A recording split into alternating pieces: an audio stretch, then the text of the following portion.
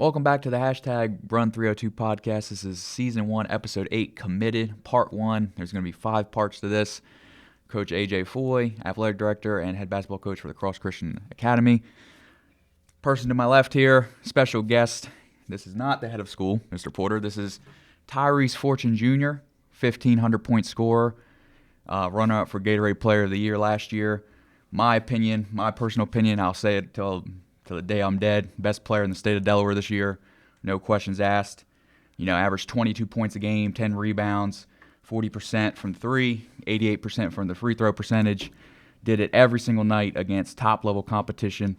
Tyrese, how you doing? I'm doing great, Coach. Yep. How you feeling? Feeling good. So Ever since I committed. Yes, I would say. So you recently had a big thing happen to you, committed to Wilmington U. How do you feel about that? I just feel as though, I did all this for a reason. The fifth year stuff. I just felt like I knew I was going to get this because all the hard work I put in. And it happened. Absolutely. You want to give a little background on yourself, before Cross Christian, like your basketball journey before you got here? Yeah. So my previous school, I was at Seaford High School, 1,000-point scorer there.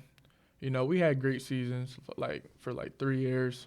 My senior year, though, we went to the playoffs. I got hurt my first playoff game, and it was just unbelievable. And when I was down, I started playing again. When I got back up, I started playing again. I was fine. Then it was just after that, I started feeling pain. I couldn't play for 2 games, and I tried to come back the Final Four game, and then I just couldn't do it anymore. So, after that game, I just feel as though I had to do a fifth year and just prove my point again to everybody. Yeah, absolutely. What did you see, in the opportunity of, doing your fifth year? What did you hope to accomplish in that? Basically, to elevate my game on the wing more and just show everybody that I could play that position when I get to college. Yeah, absolutely. Because you're 6'6", you're not 6'6", 250. You're 6'6", 180. You're definitely, no question about it, you're a wing at the next level, especially at the high level. Division II, Division I, you're definitely a wing. Division III, somebody might try to stick you under the basket again. Yeah, I've never been a big, never. It just had to do a fifth year just to show everybody. Yeah, absolutely. Guard.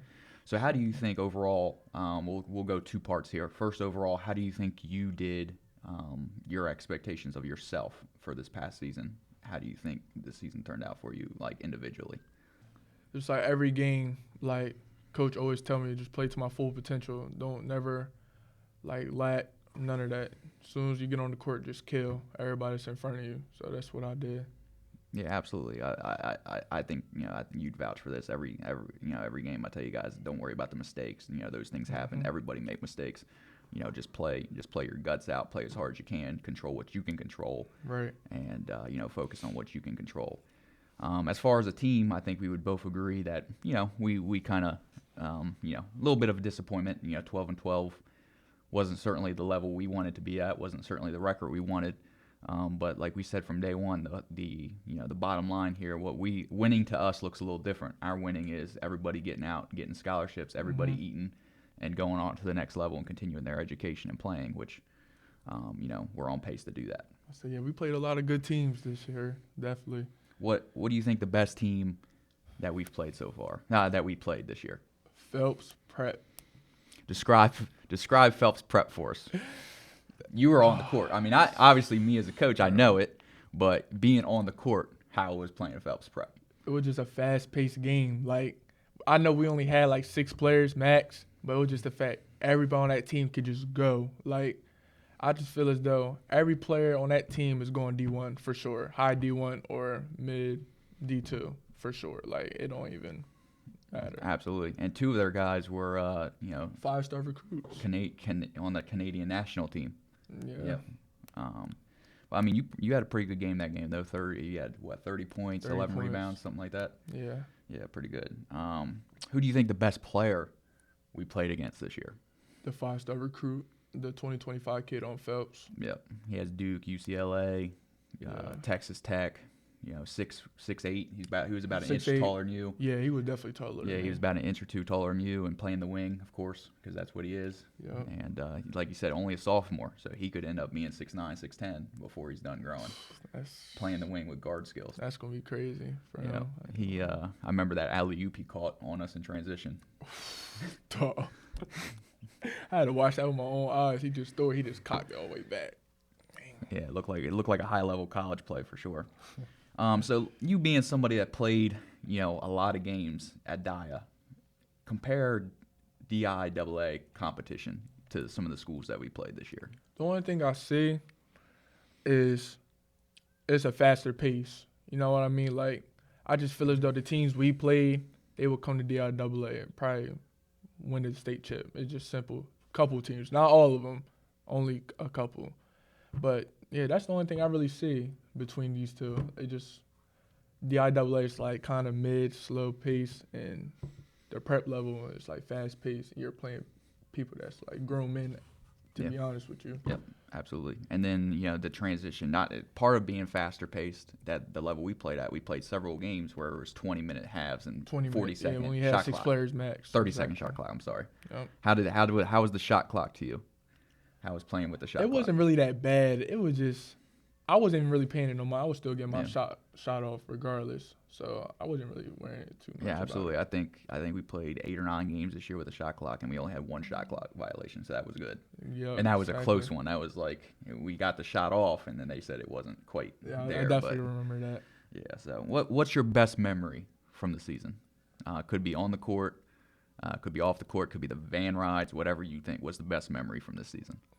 Going to Chick-fil-A after every game, talking about what happened during the game and stuff like that. I think it just our bond got way better as a team. Yep.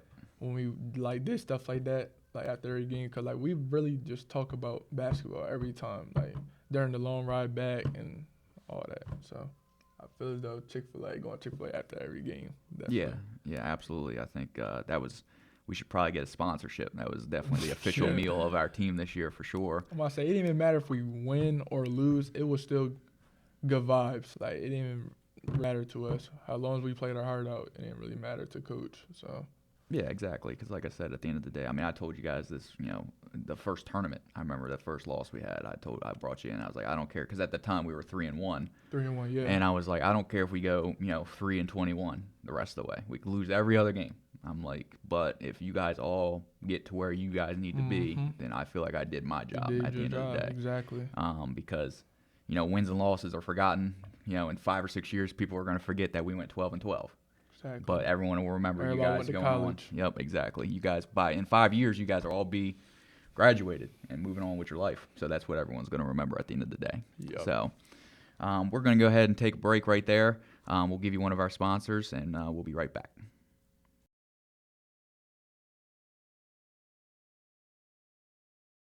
Welcome back to Season 1, Episode 8, Committed, Part 1. Here with Tyrese Fortune Jr., recent Wilmington U commit. Before we get back into my line of questions here, I just, obviously when you came here, me and you had a conversation about where you wanted to go, what you were looking for. And one of the big things was you really wanted, first and foremost, of course, you wanted it to be, college to be as affordable as possible for you, which we accomplished that. Right. And then you wanted to be close to home. Not much more closer than home than staying right in the state of Delaware, at a Division II. How does that feel for you? I just feel as though it feels great, actually, because I want my parents to come and watch me play. Like, my mom, I only got my mom, so, she didn't really see me play this year because, we barely had home games. Yep. So I just feel as though it was right for me to stay in Delaware and go to a good college, and she could come and watch me play a lot. Yeah, absolutely. I would say that's very important.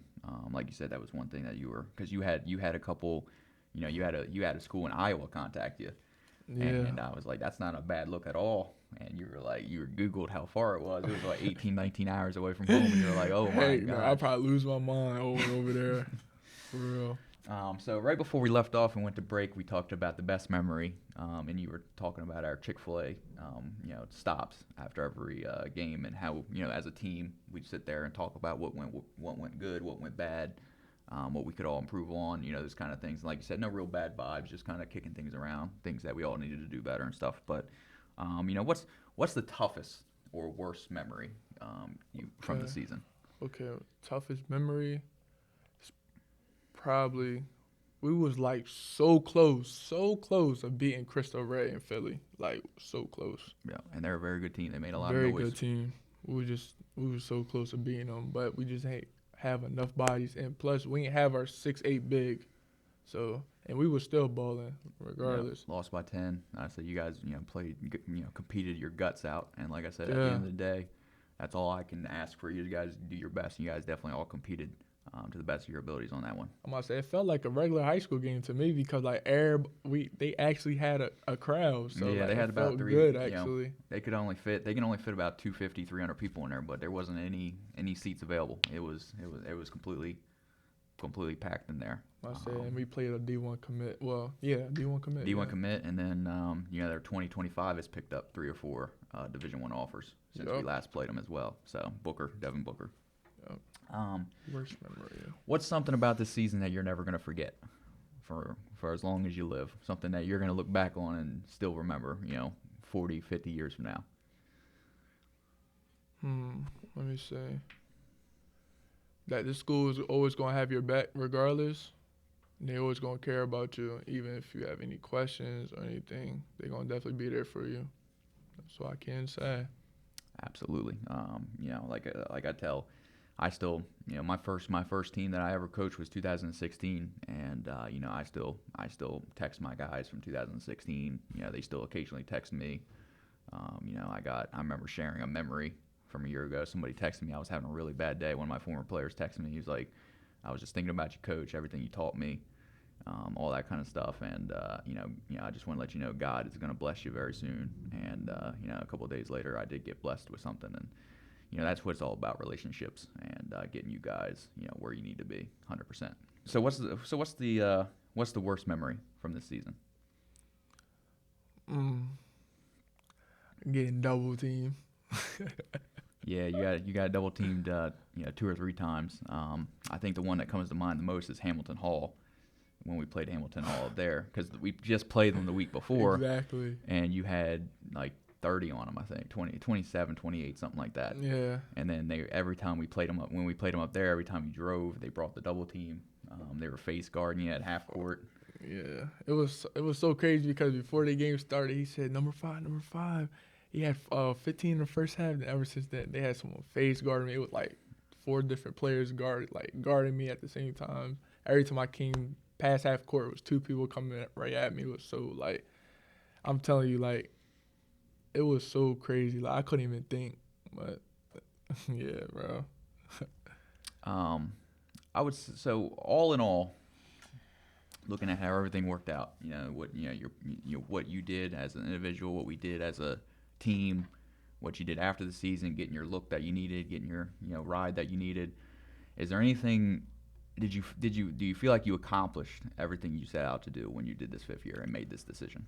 Most definitely, because when I came here and I heard we were about to get a new coach, I literally called him and said, "I'm here to get a full ride and go either Division 2 or Division 1." That's what I said. That's the only things I said, and I made it happen. So.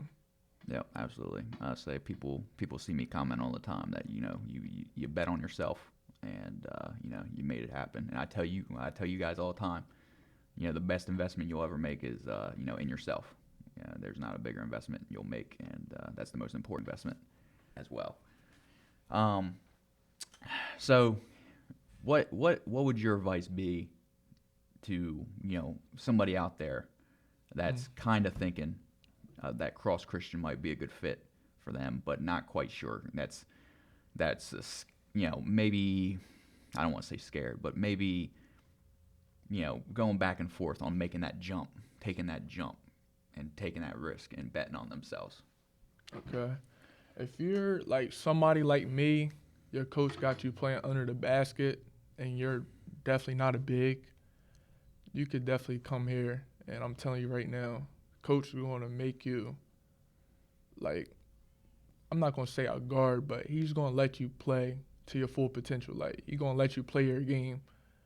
You feel me? So like, and another thing is when you come here, it's business. Like here, like it's always work. Like you feel me? When you come here, got focus on grades first. Grades always come first.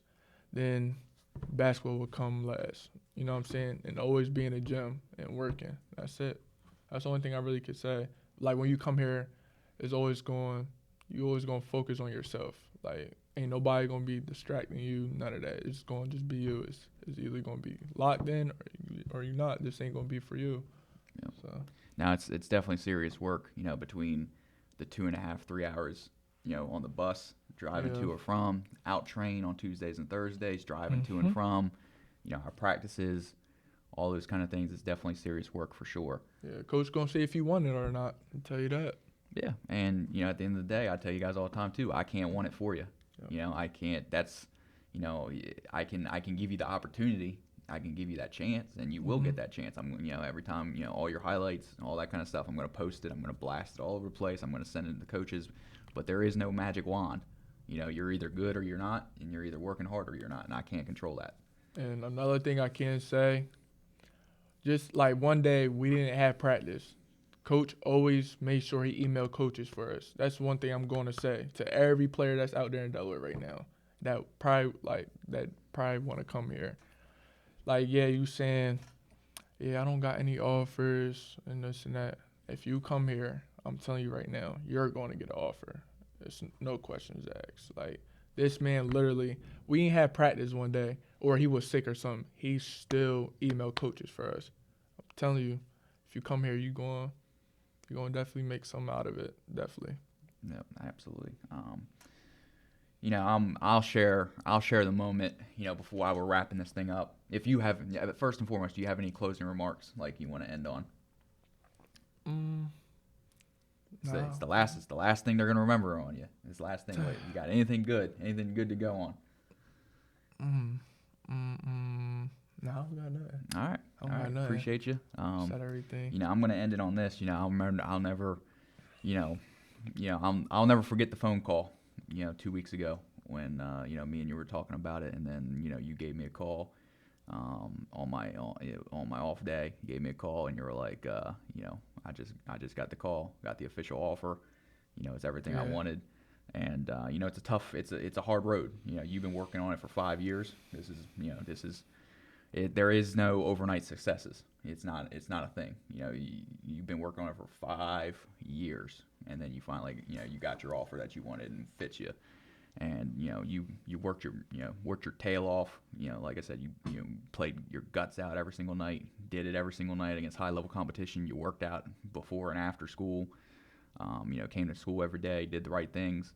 And, got the exact same, you got everything you wanted. You wanted to be close to home, got that, got the full ride, all that stuff. And, I'm so happy for you. And, like I said, we got 4 other guys that are going to, get something that they need to, and they're all going to go on to. I'm so happy for everybody. And, I tell you guys all the time, I love you guys. And, this is what it's all about at the end of the day. People can say anything they want about the record. People can say anything they want about who we play. But at the end of the day, we're going to keep producing, and we're going to keep getting people into college, and they're going to keep going on about their lives and doing great things. So I'm excited. Can't wait to get up to Wilmington U games. I'm selfishly, I'm a little excited too that you're so close, because I'm definitely going to get a couple games in this year for sure. That's going to be exciting. So, we're going to wrap this thing up. So this was season 1, episode 8 of the Run 302 podcast. Edited part 1. Like I said, Tyrese Fortune Jr., the best player in the state of Delaware. And I don't want to hear it. Don't at me. Don't do any of that stuff. Proof's in the pudding, as they say. The eye in the sky don't lie. And next week, we're going to go continue this thing. So we know something. Somebody else has recently verbally committed. It hasn't dropped just yet. But by the time the next episode, season 1, episode 9, committed part 2 drops, that will be, out there. And he's going to come on and he's going to tell his story about how he ended up at the Cross, all the doubters he had, all the naysayers he had coming here, all the heat he took coming here, and how he bet on himself once again, and now he's committed. So Appreciate you. Till then, we'll see you next week.